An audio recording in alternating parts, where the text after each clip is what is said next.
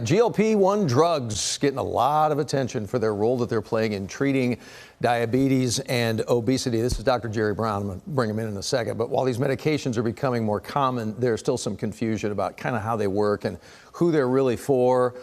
Joining us to talk about it, Dr. Jeremy Brown tonight, family medicine physician, Baylor Scott White. You've been here before. Thanks for coming back on this one. This is an interesting subject because from a medical standpoint, maybe you have the same question.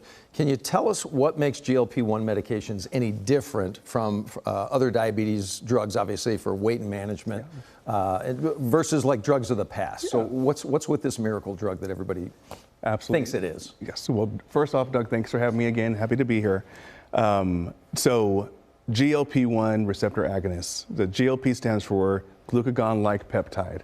So this is actually a hormone that we have within us. Okay. All right. So this medication, what it does is it stimulates the pancreas to release insulin. And what's nice about it is we don't have as significant drops in glucose levels as we might have with other medications. It makes us fuller faster and, kind of slows down how fast food moves through our digestive system. So I kind of say it's like having bariatric surgery without having the surgery. Yeah. So it intentionally forces you to just slow down eating because you kind of feel full all the time. Yeah. Right? Yeah, fair to say.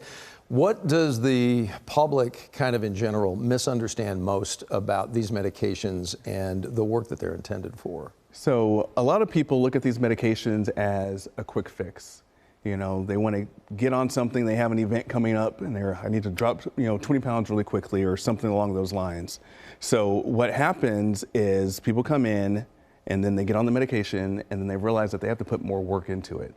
So a lot of times what I tell my patients is, the patient who might eat 5 pieces of pizza, well, they're on the medication, they're going to eat 2 pieces of pizza. Mm-hmm. What you need to do actually is give up the pizza, eat the salad. Okay. Eat the so it still comes with a dietary change. I mean, honestly, if you didn't say that out loud, I would say, are you really a doctor? Right? You know what I mean? Yeah, keep eating the pizza. Just take the GLP. That's not the right thing to do, obviously. When it comes to patients, how do you address who comes in kind of proactively saying, hey, doc, and asking about the GLP-1, especially when it comes from their vision of social media, right? They've seen all these videos. I mean, name a platform, they've seen it, and then they come to you and say, hey, doc, I want some of that. Right. How do you address that with a patient? So we have to look at their individual goals and first off, see if they qualify for the medication.